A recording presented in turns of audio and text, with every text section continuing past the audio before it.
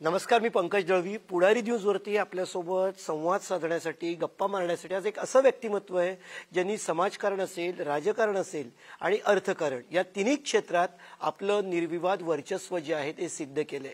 आपल्यासोबत आहेत कामगार नेते, बहुजन विकास आघाडीचे कार्याध्यक्ष आणि सगळ्यात महत्त्वाचं म्हणजे पालघर, डहाणू, वसई विरारच्या जनतेचे लाडके नाना.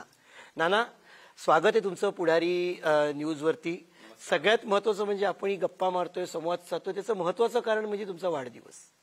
पुढारी न्यूजच्या सगळ्या प्रेक्षकांतर्फे, पुढारीतर्फे तुम्हाला वाढदिवसाच्या हार्दिक शुभेच्छा.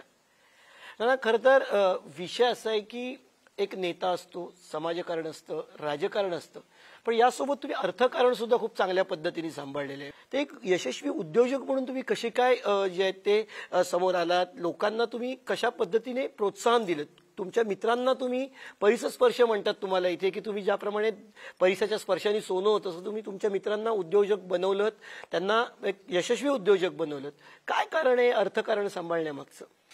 कसं आहे की मी 12वीची परीक्षा दिल्यानंतर माझे मामा हे व्यावसायिक आहेत. माझे मामा म्हणजे आम्ही त्यांना अण्णा मामा, हरचंद मामा, त्यांच्या जोडीला त्यांच्या दुकानात मी बसायला लागलो. ग्रॅज्युएट झाल्यानंतर काहीतरी स्वतःचा व्यवसाय करायला पाहिजे म्हणून बंधूंनी मला मदत केली, आर्थिक मदत केली आणि मी माझा स्वतःचा पहिला किराणा मालाचा व्यवसाय सुरू केला.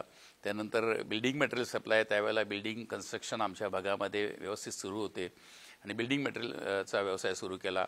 मग कालांतराने ट्रक घेणं किंवा मग अर्थ मुव्हिंग मशिनरी आहे, एक्सकॅव्हेटर अशी ती घेतली.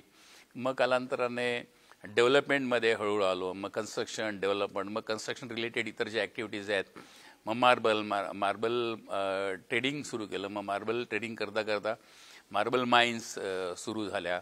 आणि त्याच वेळेला माझा एक मित्र की जो माझे नेहमी कपडे शिवायचा, तो आपल्याला टेलरिंग माझं चांगलं आहे, तर मला फॅक्टरी टाकायची गारमेंटची. पण त्याच्या जोडीला गारमेंटची फॅक्टरी पण मधल्या काळामध्ये टाकली. पण आता सध्या कन्स्ट्रक्शन, त्याच्या जोडीला असलेले इक्विपमेंट, मार्बल, त्यानंतर हॉटेल्स, अशा वेगवेगळ्या इंडस्ट्री आहेत आणि त्या वसई विरारमध्ये आहेत, मुंबईमध्ये आहेत, पालघरमध्ये आहेत. मार्बल माइन्स जी आहे ही राजस्थानमध्ये आहे, मध्य प्रदेशामध्ये आहे. एक यशस्वी उद्योजक म्हणून लोकांसमोर येतात किंवा इथे एक सगळ्यात मोठे उद्योजक म्हणून या भागात तुम्हाला ओळखलं जातं. त्याच्यासोबत एक राजकीय नेते, तुम्ही खूप मोठा तुमचा पक्ष आहे, तुमच्यासोबत तुम्ही कामगार नेते आहेत. हे सगळं व्यक्तिमत्व लोकांना दिसतं, पण त्याची मुळं कुठे आहेत याला जाणून घ्यायला आवडेल. तुमची सुरुवात कशी झाली, शालेय जीवन कसं होतं, या बाबतीत माहिती ऐकून घ्यायला आवडेल.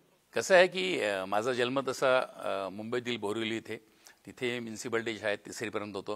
नंतर काही कारणास्तव आम्ही विरारमध्ये राहायला आलो. 4थीला जिल्हा परिषद शाळेत, 5वीपासून 10वीपर्यंत विद्यामंदिरी शाळा, मराठी माध्यमाची शाळा, 10वी नंतर 11वी पण विद्यामंदिरी शाळा, मग 12वी वसई कॉलेज, 12वीपासून ते कॉलेजपर्यंत वसई कॉलेज, ग्रॅज्युएशनपर्यंत. 81-82ला मी ग्रॅज्युएट झालो. नंतर व्यवसाय आणि बिझी झालो व्यवसायामध्ये.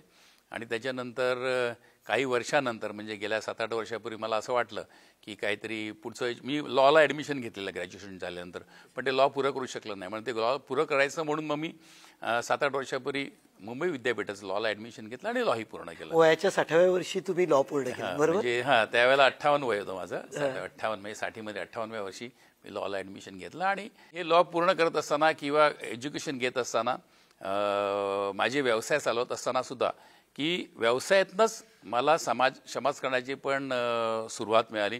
कारण आमचा बिल्डिंग मटेरियल सप्लायचा जो व्यवसाय होता, त्या व्यवसायामध्ये थोडंसं लोकांना भीती वाटली, काही गंडांतर येते की इथे वसईचा जो आराखडा आहे, वसईचा डेव्हलपमेंट प्लान जो आहे, हो जेव्हा शासनाने बनवायला घेतला तेव्हा काही लोकांनी त्याला विरोध केला.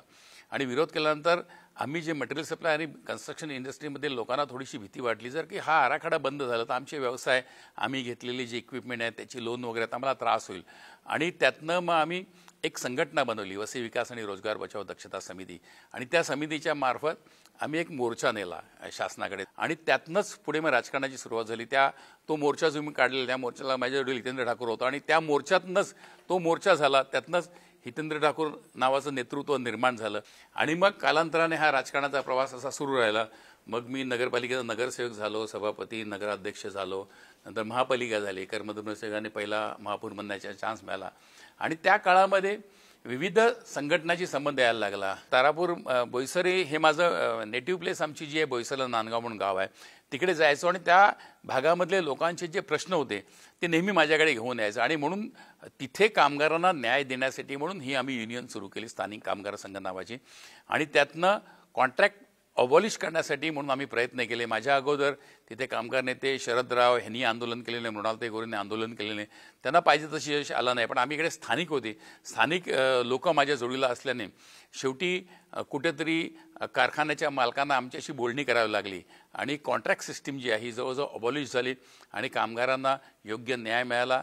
त्यांना काही प्रमाणामध्ये मिनिमम वेजेस मिळाले. तसंच बोईसर नंतर मग वसई इंडस्ट्रियल एरियामध्ये पण अशा प्रकारची कामगारांची पिळवणूक आहे, तिकडे आम्ही लक्ष दिलं गेलं. नंतर कालांतराने माथाडी कामगारांचं खूप मोठा बाजार मुंबई आणि परिसरामध्ये आहे, पण आमच्या भागामध्ये आम्ही असा कुठलाही बाजार केला नाही की माथाडी कामगारांना प्रॉपर त्यांना न्याय मिळण्यासाठी म्हणून आम्ही त्यांच्यासाठी मेहनत करतोय. वसई किंवा पालघर किंवा बोईसर या भागामध्ये माथाड्यांचं चांगलं संघटन केलेलं आहे आणि त्यातनंच एक कामगार नेता म्हणून मला काम करण्याचा चान्स मिळाला. आणि हे करत असतानाच इतरही अँगलमधनं म्हणजे ह्यातनं व्यवसाय किंवा इंडस्ट्रीवाल्यांचे प्रश्न, मग इंडस्ट्रीवाल्यांचे जे प्रश्न आहेत ते सोडवण्यासाठी म्हणून वसई तालुका इंडस्ट्रियल फेडरेशनची स्थापना केली, कर्मचारी संघ त्याचाही मी अध्यक्ष आहे. आणि त्यातनं कामगार आणि मालक यांना एकत्र करून समन्वय साधून ही इंडस्ट्री चालू राहिली पाहिजे. कामगारांना योग्य न्याय मिळाला पाहिजे, मालकांना मान मिळाला पाहिजे, कामगारांनाही त्यांचा मान आणि न्याय मिळाला पाहिजे. अशा रीतीने एक सुवर्णमध्य करण्याची जी पद्धत मी सुरू केली ती यशस्वी झाली आणि त्यामुळे या भागातले कामगार म्हणा किंवा मालक म्हणा ह्या दोघांशी माझे खूप चांगले संबंध. पण एक महत्त्वाचं मीरा रोड ते डहाणू रोड असा तुमचं कार्यक्षेत्र आहे, याच्यामध्ये तुमचा सर्वत्र वावर असतो. ह्या तुमच्या पद्धतीमुळे, काम करण्याच्या पद्धतीमुळे किंवा तुमच्या युनियनशी माध्यमातून लोकांशी जोडले गेलात, रोजगार निर्मिती झाली का या भागामध्ये आणि किती महत्त्वाची भूमिका त्या रोजगार निर्मितीची या भागाच्या विकासात झाली? एकदम बरोबर म्हटलात तुम्ही. ही कसं आहे की मी कामगार युनियन बनवताना एक धोरण ठेवलं की कामगार युनियन करताना कुठल्याही प्रकारची आस्थापना बंद होता कामा नये. म्हणून इथे येणाऱ्या कारखानदारांना एक विश्वास झाला की इथे कामगारांची युनियन बनेल पण आपली कारखाना बंद होणार नाही की आपलं युनिट बंद होणार नाही आणि आपल्याला त्रास होणार नाही.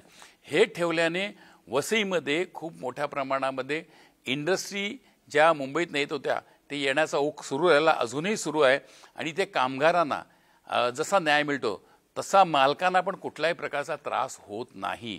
त्यामुळे मालकांना एक विश्वास झाला, कारखाना मालकांना, की बाबा इथे आल्यानंतर आम्हाला स्थैर्य मिळते आणि शांतता मिळते, कुठल्याही प्रकारचा त्रास होत नाही. त्यामुळे मोठ्या प्रमाणामध्ये इथे इंडस्ट्री वाढली. तारापूर MIDC पण खूप मोठ्या प्रमाणात वाढलेली आहे आणि त्यामुळे कामगार आणि मालक यांचा समन्वय साधल्याने इथे आपोआपच रोजगार निर्मिती झालेली आहे. आपण बघता MIDC आली पण इकडच्या शेतकऱ्यांचाही प्रश्न तितकाच महत्त्वाचा होता. कृषीच्या गोष्टींकडे किंवा कृषी विकासाकडेही तुम्ही तितकंच लक्ष दिलं जितकं रोजगार निर्मितीकडे किंवा व्यवसायाच्या बांधणीकडे लक्ष दिलं तितकं? पालघर मधले किंवा जे भाजीपाला नेणारे नवी मुंबईला जाणारे ज्या व्यक्ती होत्या की ज्यांना नवी मुंबईला जायला लागायचं त्यांच्यासाठी म्हणून कृषी उत्पन्न बाजार समितीची स्थापना वसई तालुक्यामध्ये व्हावी, वसई तालुक्यामध्ये कृषी उत्पन्न बाजार समितीचं एखादं सेंटर व्हावं अशासाठी आम्ही प्रयत्न केले. बरोबर की कारण काय की जर का एखाद्याला भाजीपाला पाठवायचा असेल तर तो मुंबईला पाठवण्यासाठी पहिला नवी मुंबईला जाणार आणि मग मुंबईला जाणार. मग नंतर कालांतराने कृषी विभागाने स्वतः शेतकऱ्यांचा भाजीपाला डायरेक्ट मुंबईला नेण्यासाठी परवानगी दिला, शेतकऱ्यांना विक्रीच्या परवानगी दिल्या आणि त्यातनं शेतकऱ्यांना न्याय मिळाला. त्याबरोबरच ह्या भागातल्या खास करून बोईसर, वाणगाव, डहाणू भागातल्या लोकांना सूर्याचं पाणी जे पश्चिमेकडे पाहिजे होतं त्याच्यासाठी खूप प्रयत्न केले. काही ठिकाणी यश आलं, काही ठिकाणी यश आलं नाही. पण शेतकऱ्यांचे प्रश्न जे आहेत त्याच्यासाठी सातत्याने त्यांच्या जोडीला लावून त्यांना आत्मविश्वास नक्की दिला आम्ही आणि त्यातनं काही शेतकऱ्यांना त्याचे फायदे झाले. शेती राहिली पाहिजे यासाठी म्हणून आम्ही सातत्याने प्रयत्न करत राहिले. मी महापौर झाल्यानंतर विरारच्या पूर्वेला चंदनसार येथे एक मोठं होलसेल मार्केट बनवलं गेलं जिथे आमच्या जिल्ह्यातलेच म्हणजे डहाणू तालुका किंवा वाडा तालुका, विक्रमगड तालुका इथले शेतकरी आपला माल आणून रिटेलरना विकायचा त्यांनी व्यवसाय चांगला केला आणि तिकडे चांगल्या रीतीने त्यांना मार्केट बनवून त्यांना चांगल्या रीतीने तिकडे सुखसवलती उपलब्ध करून दिली. त्यामुळे जो शेतमाल त्यांना नवी मुंबईला न्यायला लागायचा तो आमच्या वसई विरारमध्येच आम्ही त्यांना मार्केट उपलब्ध करून दिलं आणि त्यात त्यांचा मोठा फायदा झाला. जसे शेतकरी आहेत तसे मच्छीमारही तितक्याच मोठ्या प्रमाणात आहेत. त्यांचे काही प्रश्न होते का? त्यांच्याशी तुमचा संवाद जो आहे तो चालायचा का? आणि त्यातनं काय समस्या समोर आल्या ज्यात तुम्ही लक्ष घातलं? हे जे मासेमारी करणारे लोक जे आहेत त्यांचे जे प्रश्न आहेत, त्यांचे महत्त्वाचे प्रश्न आहेत की त्यांना लागणारं डिझेल, त्या डिझेलसाठी लागणारी सबसिडी ही शासनाकडनं सातत्याने मिळालंच पाहिजे. त्यासाठी नेहमीच त्यांचा पत्रव्यवहार करणं किंवा त्यांना संबंधित खात्यांशी भेट घालून देणं, त्यांच्या ज्या सोसायटी आहेत त्या सोसायट्यांची सतत संवाद साधणं, रिटेल मार्केटिंगसाठी म्हणून त्यांना इकडे मार्केट उपलब्ध करून देणं, अशा प्रकारचे नेहमीच प्रयत्न मी केलेले आणि त्यामुळेच मच्छीमार संघ जे आहेत, विविध मच्छीमार संघ सोसायटी, त्यांचे माझे खूप चांगले संबंध आहेत. कौशल्य विकास करण्यावरती सुद्धा तुम्ही भर दिला. त्या लोकांना ट्रेनिंग असणं किंवा गोष्टी अधिक सक्षमतेने लोकांपुढे ठेवा जेणेकरून त्यांना चांगली संधी मिळते. या गोष्टींवरती लक्ष देणं महत्त्वाचं होतं का आणि तुम्ही ते केलं का? बरोबर आहे तुमचं म्हणणं. कौशल्य विकासासाठी म्हणून विविध ठिकाणी पालघरमध्ये, बोईसरमध्ये, विरारमध्ये की जे तरुण आहेत की होतकरू आहेत त्यांना ट्रेनिंग देण्यासाठी म्हणून विविध उपक्रम शासनाच्या मार्फत किंवा खाजगी संस्थेच्या मार्फत की आपण काय छोटे व्यवसाय करू शकतो. माझा नेहमीचा कल असा असतो सर्व तरुणांना की तुम्ही नोकरी मागण्यापेक्षा नोकरी देण्याचा प्रयत्न करा आणि त्यासाठी म्हणून छोटासा व्यवसाय काय नाही पण आपण व्यवसाय करा. तर त्यांना लागणाऱ्या त्यांच्या ज्या गरजा आहेत, शेतमाल असो किंवा इतर काही वस्तू असो, ते पुरवठा करणं, त्यांना तिथे नेऊन देणं, त्यांना सेवा देणं, सेवा इंडस्ट्रीमध्ये आपण काम करणं, अशा प्रकारे मार्गदर्शन त्यांना मी नक्कीच केलेलं आहे. इथे ओबीसी समाज मोठ्या प्रमाणात आहे आणि त्यासोबतच आदिवासी समाज सुद्धा आहे. मध्ये कुठेतरी काहीतरी अडचणी निर्माण होत होत्या, काही गैरसमज निर्माण होते. तुम्ही या विषयात लक्ष घालून सगळं गोष्टी ज्या आहेत त्या अगदी खेळीमेळीच्या केल्या आहेत, अगदी बंधुत्वानं आता सगळे राहत आहेत. काय फॉर्म्युला आहे हा तुमचा? कसं आहे बाकी आमचा जिल्हा जो आहे हा आदिवासी जिल्हा म्हणून डिक्लेअर झाला आणि आदिवासी जिल्हा डिक्लेअर झालेला असला तरी इथे जे पॉप्युलेशन आहे या पॉप्युलेशनमध्ये मोर दॅन 50% पॉप्युलेशन हे ओबीसींचं आहे. पालघर जिल्ह्यातले काही तालुक्यांमध्ये आदिवासींचं पॉप्युलेशन हे 50% जास्त आहे, पण वसई तालुका आणि पालघर तालुक्यामध्ये ओबीसींचं प्रमाण ही जास्त आहे. वाड्यामध्ये पण ओबीसीचं प्रमाण जास्त आहे आणि त्यामुळे ओबीसी आणि आदिवासी हा काही रुरल भागामध्ये थोडेसे वाद त्यांचे होते आणि वाद पेटला कुठे की जेव्हा आदिवासी समाजाला पेसा कायद्यान्वये जेव्हा शासनाच्या खात्यांमध्ये भरती सुरू झाली तेव्हा काही ओबीसी तरुणांनी त्याला हरकत अशासाठी घेतली की तुमच्या भरतीला आमची हरकत नाही आहे, पण आदिवासीची भरती होताना ओबीसींची पण भरती व्हायला पाहिजे, कारण आदिवासी गरीब आहेत तसेच ओबीसी पण काही गरीब आहेत, त्यामुळे दोघांनाही समान न्याय मिळाला पाहिजे. म्हणून काही कोर्टबाजी झाली, सुप्रीम कोर्टापर्यंत जेव्हा वाद गेला त्या अगोदर आदिवासींची नेते, ओबीसींची आमची संघटना, मी पालघर जिल्हा ओबीसी हक्क संघर्ष समिती नावाची समिती बनवलेली आहे आणि त्यातनं ओबीसींच्या प्रश्नांसाठी एक विशाल मोर्चा पालघरला साधारण 70-75 हजार लोकांचा मी काढलेला होता 1 वर्षापूर्वी आणि त्यात चांगलं यश आलं. ओबीसी सगळी मंडळी एकत्र आली आणि त्यावेळेला ओबीसी मंडळींना मी समजावून सांगितलं की बाबा की आपला हक्क राहिला पाहिजे पण आदिवासींचा हक्क मारता कामा नये. म्हणून आदिवासी आणि ओबीसी ह्या ज्यांच्या संघटना आहेत त्यांचा आम्ही जवळजवळ 10 मीटिंग सातत्याने घेतल्या आणि त्यांचा समन्वय साधण्याचा प्रयत्न केला. काही गोष्टी कोर्टामध्ये आहेत त्यामुळे न्यायप्रविष्ट असल्याने ते राहिलेले आहेत, पण जो वाद होणार होता किंवा विवाद होणार होता तो थांबला, कारण आदिवासी आणि ओबीसींचे संबंध चांगले गेले. त्याला कारण एकच की सगळ्यांचे माझे रिलेशन आहेत, सर्व पक्षांची रिलेशन्स आहेत आणि त्या रिलेशनमधूनच मी सगळ्यांना एकत्र बसून त्यांना समन्वय साधण्याचा किंवा संवाद करण्याचा प्रयत्न केला आणि त्यातनं यश आलं. अनेक महत्त्वाचे प्रश्न, मग रेल्वेच्या ट्रॅकचा लाईन वाढवण्याचा प्रश्न असेल किंवा भुयारी गटारांचा विषय असेल किंवा मग वाढवण बंदराचा, आता हे प्रमुख अजेंड्यावरचे तुमच्या विषय आहेत का? येणाऱ्या काळामध्ये याच्यावरती तुम्ही काम करणार आहात का? 30 लाखाच्या पुढे आमची लोकवस्ती झालेली आहे आणि एवढ्या मोठ्या प्रमाणामध्ये शहरीकरण होत होतं हे नजरेसमोर ठेवून नगरपालिका असतानाच आम्ही पत्रव्यवहार सुरू केला की इथे भुयारी गटार असायला पाहिजेत, जेणेकरून इथे भुयारी गटारातनं जर का सांडपाण्याचा निचरा प्रॉपर झाला, तो सांडपाण्याचा निचरा जर का होत असताना वॉटर ट्रीटमेंट करून म्हणजे प्रदूषित केलेलं पाणी जे आहे की गटाराचं पाणी जे आहे त्याला ट्रीटमेंट देऊन जर का खाड्यांमध्ये सोडलं गेलं तर खाड्या प्रदूषित होणार नाही आणि त्याला यश आलं. महानगरपालिका असताना आमची सिवरेजची एक टप्पा डिक्लेअर केला, त्याचा निधी आला आणि त्यातनं आम्ही सिवरेजची स्कीम सुरू केली. संबंधित तालुक्यामध्ये, संबंध महानगरपालिका हद्दीमध्ये सिवरेजची स्कीम व्हायला पाहिजे हा प्रयत्न आहे आणि त्याला यश येईलच, हा एक भाग आहे. हा जो आपला पालघर जिल्हा आहे ह्या जिल्ह्यामध्ये मोठं जे सारखं सरकारी हॉस्पिटल नाही आहे तसं हॉस्पिटल व्हायला पाहिजे आणि त्या जोडीलाच कमीत कमी 600 बेडचं हॉस्पिटल व्हायला पाहिजे आणि मेडिकल कॉलेज व्हायला पाहिजे. ही माझी मागणी JNPTकडे मी वाढवण बंदराच्या याच्याकडे मी दिलेली आहे. त्या जोडीला इंजिनिअरिंग कॉलेज असायला पाहिजे. इंजिनिअरिंग कॉलेजमध्ये मरीन इंजिनिअरिंग असायला पाहिजे.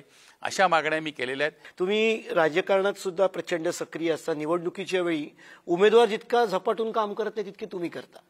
काय रहस्य काय आहे या सगळ्या गोष्टी? कसं आहे बघा, तुम्हाला मी सांगितलं ना की माणसाने एकाच विषयाचा सातत्याने विचार केला तर माणसाचा मेंदू थकतो आणि मेंदू थकला का माणसाचं शरीर थकतं. पण माझं तसं नाही आहे. माझे वेगवेगळे व्यवसाय आहेत, त्यानंतर समाजकारण आहे, त्यानंतर राजकारण आहे. त्यामुळे मी एकत्र ऑफिसला गेल्यानंतर दिवसभरामध्ये निदान कमीत कमी 15 विषय माझ्या समोर येतात आणि जातात. त्यामुळे माझा मेंदू कधी थकत नाही आहे. त्यामुळे घेतलेलं काम जे आहे पूर्ण केलं पाहिजे, कमिटमेंट पूर्ण केली पाहिजे आणि त्यामुळे सकाळी लवकर उठणं, व्यायाम करणं, शरीर तंदुरुस्त राहणं, डाएट प्रॉपर घेणं, कुठल्याही प्रकारचं व्यसन न करणं, यामुळे माझी फिटनेस ही खूप चांगली राहते आणि फिटनेस चांगली राहिली की काम करायला उत्साह होतो आणि काम करायला उत्साह असला का जोडीला सहकारी चांगले मिळतात आणि सहकारी चांगले मिळतात आपोआप चांगलं काम होतं. हे सगळे एकमेकाला रिलेटेड आहे. मेंदू तुमचा रिलॅक्स राहतो. त्यासाठी एक सगळ्यात महत्त्वाचं म्हणजे तुमचं कलाप्रेम आहे का? तुम्ही कलेसाठी पण तितकाच वेळ देता. आज पालघर असेल किंवा डहाणू असेल, वसई विरार असेल, इकडे कलेच्या प्रत्येक कार्यक्रमात तुमचा सहभाग असतो. अगदी कॉलेजमधल्या कार्यक्रमाला सुद्धा नाना जातात.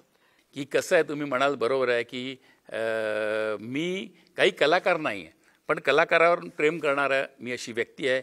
त्यामुळे कलाकारांसाठी इथे कलागडा महोत्सव जसा वसईमध्ये सुरू आहे तसा पालघरमध्ये सुरू करण्याचा प्रयत्न केला. माझ्याकडे माझं स्वतःचं जे कॉम्प्लेक्स आहे त्या कॉम्प्लेक्समध्ये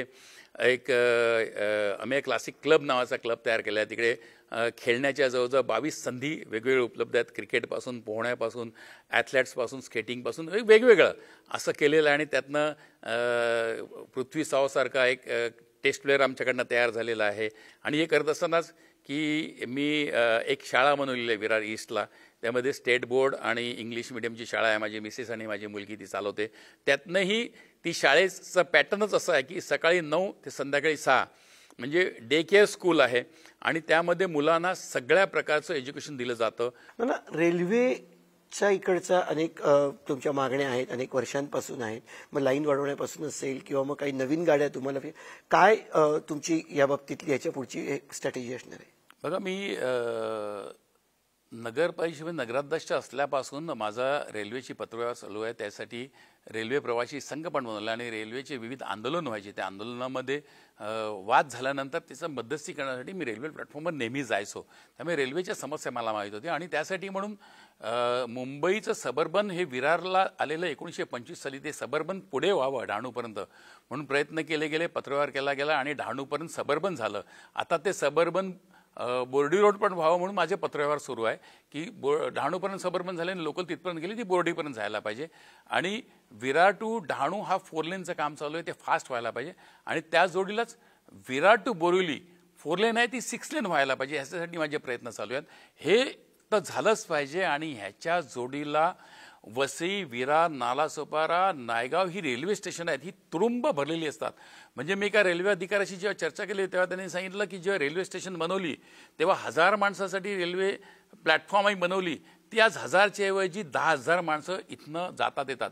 10 पट माणसं जाता येतात आणि एवढ्या मोठ्या प्रमाणामध्ये जे प्रवासी जातात. नालासोपारा स्टेशनला तर सर्वात जास्त वेस्टर्न रेल्वेचं कलेक्शन आहे. सर्वात जास्त प्रवासी सरतात होतं नालासोपाराला आणि म्हणून हे रेल्वे प्लॅटफॉर्म मोठे करताना, रुंद करताना ते स्वच्छ राहिले पाहिजेत. हा एक भाग आहे. आणि दुसरं महत्त्वाचं, ह्याची आता कॅपॅसिटी संपलेली आहे आणि त्यामुळे विरारच्या पुढे विरार आणि वैतरणाच्या मध्ये जशी वसई तालुक्यामध्ये वेस्टर्न रेल्वेची 5 स्टेशन आहेत. वैतरणा, विरार, नालासोपारा, वसई आणि नायगाव. तसे प्रत्येक स्टेशनामध्ये एक स्टेशन, जसं वैतरणा आणि विरारच्या मध्ये नारिंगीकडे एक रेल्वे स्टेशन झालं पाहिजे. विरार आणि नालासोपाराच्या मध्ये एक रेल्वे स्टेशन झालं पाहिजे निळेमोरेला. नंतर नालासोपारा आणि वसई याच्यामध्ये आचवळा गावाजवळ एक रेल्वे स्टेशन झालं पाहिजे आणि वसईहून नायगाव इथे मध्ये एक रेल्वे स्टेशन झालं पाहिजे. यासाठी माझा पत्रव्यवहार चालू आहे.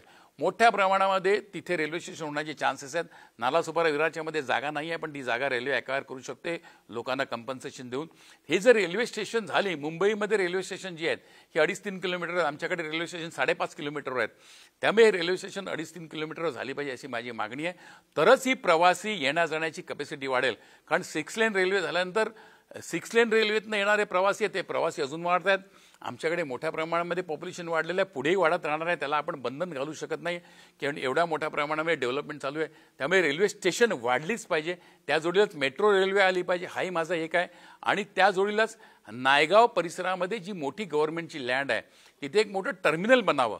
जसं टर्मिनल मुंबई सेंट्रलला आहे, बँड्राला आहे, टिळक नगरला आहे, तसं एक मोठं टर्मिनल बनण्यासाठी आमच्याकडे जागा आहे. कारण तिथून रेल्वे वसी दिवा लाईननी सेंट्रल मुंबईमध्ये सेंट्रल भारतामध्ये किंवा दक्षिण भारतामध्ये जाऊ शकते, पश्चिम भारतामध्ये जाऊ शकते. ती जागा खूप सेंट्रली लोकेटेड जागा आहे.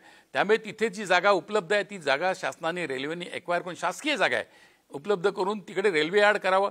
रोजगार निर्मिती तिकडे मोठ्या प्रमाणात होईल आमच्याकडे आणि रेल्वे प्रवाशांच्या सोयी पण होतील. ही एक मागणी तिथे माझी आहे आणि ती मागणी नक्की होईलच.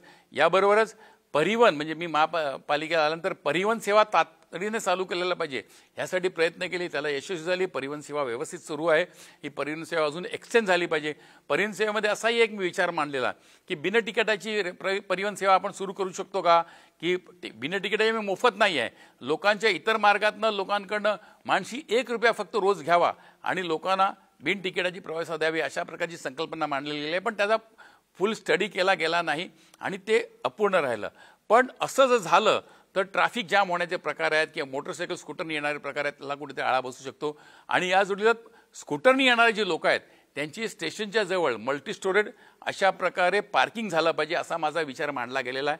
त्यालाही हळूहळू यश येईल. कारण पार्किंग आता झालेल्या आहेत, पण अजूनही पार्किंग म्हणजे पार्किंग रस्त्यात होऊ नये, पार्किंगची वेगळी स्टेशन झाली पाहिजे अशा प्रकारचा एक विचार मांडलेला आहे की जेणेकरून ह्याच्यावर काहीतरी उपाय चांगला होऊ शकेल, गर्दीवर उपाय होऊ शकेल.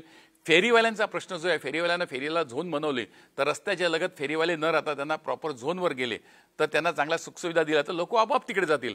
हल्ली कुठल्याही रस्त्यावर फेरीवाले बसले जातात ते चुकीचं आहे. त्यांना स्पेशल फेरीवाला झोन करून दिला पाहिजे अशा प्रकारची माझी मागणी होती आणि त्यालाही चांगलं स्वरूप येईल याची मला खात्री आहे. पुढच्या वाटचालीसाठी तुम्हाला शुभेच्छा. पुन्हा एकदा वाढदिवसाच्या हार्दिक शुभेच्छा आणि पुढारी न्यूजला वेळ दिलात, आमच्याशी गप्पा मारल्या, छान संवाद साधल्यात, त्याबद्दल धन्यवाद. धन्यवाद. नमस्कार.